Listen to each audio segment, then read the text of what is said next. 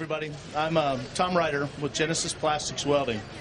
Today I'd like to talk to you about PVC and polyurethane replacement in radio frequency plastics welding.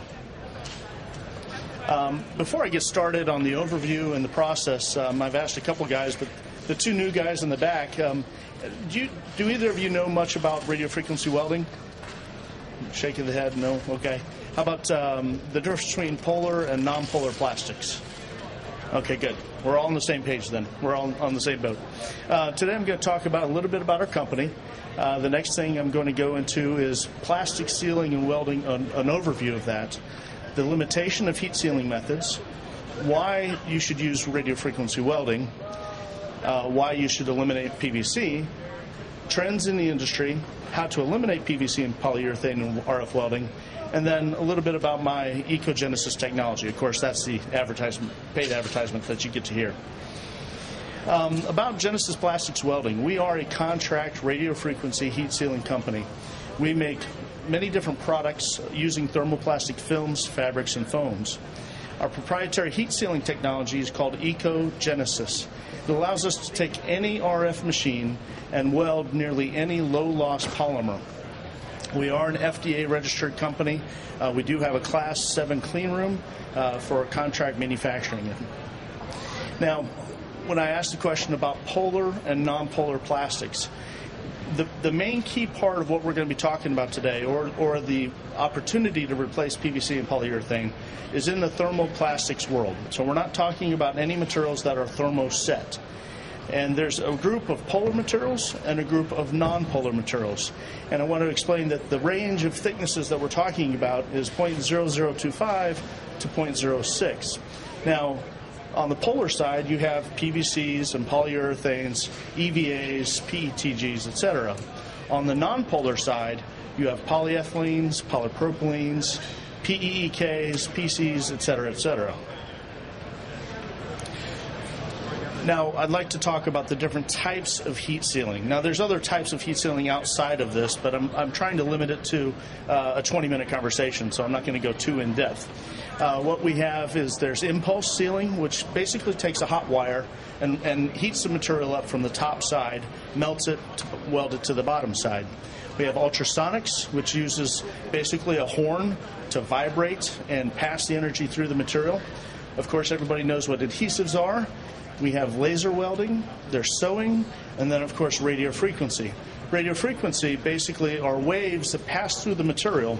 And if you can imagine that my hands are two layers of material, when those layers of material are placed together and the radio frequency passes through those, it heats the palms of my hand up first. So it's like cooking a potato in a microwave. You're cooking it from the inside out. So you're actually melting the material together from the inside out and getting a really good thermal bond between the two layers. In most cases, the material actually, the weld itself is stronger than the material itself. Now, some differences between the different types of sealing processes. Impulse. Well, impulse is great for many different types of opportunities. Some of the limitations, though, are that it leaves you only, you're only able to make straight lines and simple shapes. On the process of it, it does sometimes take a little bit longer, but in most of the cases, it actually has less control over the cooling cycle. So you have to make sure that you stay consistent. With ultrasonics is great for rigid materials. I often refer people from radio frequency to ultrasonics when you're welding or trying to bond rigid materials together.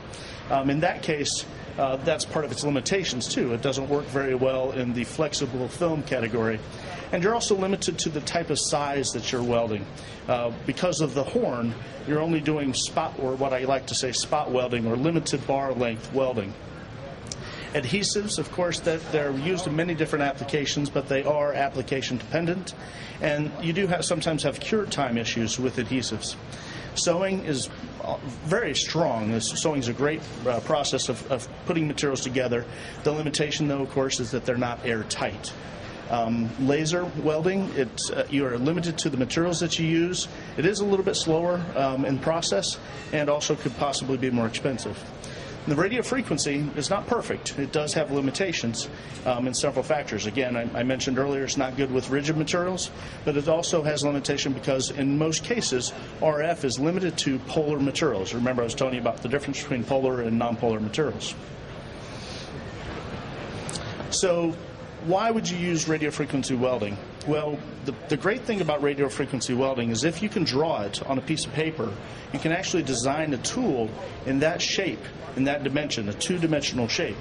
So when you go to take a weld, you can weld anything from a small format to really large formats. If you think of anything from Walmart, queen size air mattresses, beach balls, high chair pads, all the way to all these different medical devices that are manufactured for sealing, whether it be a nasal air bladder, to a DVT sleeve or a blood pressure cuff.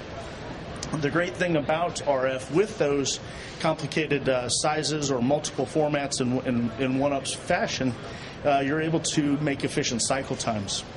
The capability to move from one job to another. I mean, when you have a turntable application and the die is set up to where you can actually take that die out of a machine, put another die on the machine, in most cases you can change from job to job within 20 minutes to 60 minutes on a turntable application. And then, of course, the wide range of polar materials, and then the varying weld widths allow you some different capabilities to increase the odds of usefulness in radio frequency. So why would you eliminate PVC? Well, I'm not opposed to PVC. We use PVC every day, both PVC and polyurethane. They're very good materials. They're not going away. So if anybody's here selling PVC, I'm not trying to offend anybody by any means. There are trends in the market, though, and this presentation is basically to try and help answer some of those trends and give people options on replacing PVC. Some of the things we do know about why you should eliminate PVC are based on things from the American Medical Association. The EPA found out that medical waste incinerators were the #1 source of dioxins in the United States. PVC does remain the most widely used plastic in medical devices like IV bags and tubing. And certain PVCs also include DEHP, exposing patients to unsafe amounts of toxins. So there's several reasons listed here why you should eliminate PVC, but it doesn't mean it's the necessary evil of everything. I think PVC is still going to be around for a long time to come. Now, some of the trends that are in the industry that we're seeing, and part of the opportunities that we have to supply our EcoGenesis technology, are things like this. For example, the St. John's Pleasant Valley Hospital recently won an award for making their entire hospital DEHP free. So that's something that is making recognition in the market, and that is a trend that some of the hospitals that we're seeing are going to.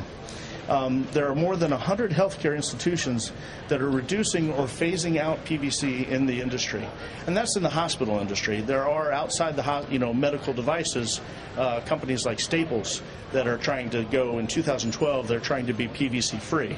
So if you can imagine all the PVC materials that are in Staples when you go to the store, 3-ring binders, calendars, and checkbook covers, and everything else that's made out of PVC, that's a pretty big statement to say.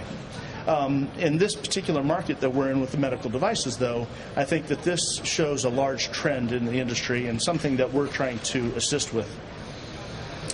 Now, how do you eliminate PVC and polyurethane with RF welding? When we talked about some of the limitations of RF welding, radio frequency welding normally does not weld nonpolar materials. So how can you get around that? Well, a great way is to add additives into PVC, like EVAs. EVAs allow there to be polarity, which allows you to weld that material. The only downside to adding EVAs is actually it adds cost to the product itself. So when you add cost, of course, that's not a very exciting thing. It can also sacrifice some of the properties in the material. MVTR, moisture vapor transfer rate, is something that could also affect, EVA could also affect taste qualities. Not that anybody's drinking their IV bag, but the hydration bladders and other products like that. Adhesives are another good solution. They can't work on all surfaces, though. In some cases, they're not very good in the polyethylene area. And they also, can be messy, add additional cost, and increase cycle times. And then, of course, why I'm here is to talk to you about EcoGenesis. EcoGenesis is something that we can actually add to any current RF welding system. It's basically a bolt-on technology. Now, of course, I can't tell you what the secret sauce is. It's an invisible black box that I'm trying to tell you about here, so that's a little bit difficult because it is a proprietary technology. But I can tell you that you're able to take your standard RF equipment, which is 27.12 megahertz, and add our EcoGenesis to the system, and it allows you to switch from welding PVC to welding polyethylene, polypropylene, or any of those materials that I listed. It does not leave any adhesive. It doesn't require any adhesives. Doesn't require the material to have any additives. So you take a Technor Apex TPE or a GLS TPE or a Dow MPE or all these different polypropylenes, polyethylenes, and other materials that are out there. Without any additives, you can take EcoGenesis and weld it on an RF welding machine. So we talked about the different materials, and again, I know most of you are not sure the difference between polar and nonpolar, but essentially, if you can think of PVC and polyurethane in the polar category, an EVA that gets blended in with it as a solution, those are things you can do with standard RF. EcoGenesis allows us to take that same RF welding equipment without any capital investment and allow you to weld polyethylene, polypropylene, polyesters, and many, many more. So that's about the gist of what opportunities we have to present today for polyurethane and PVC replacement.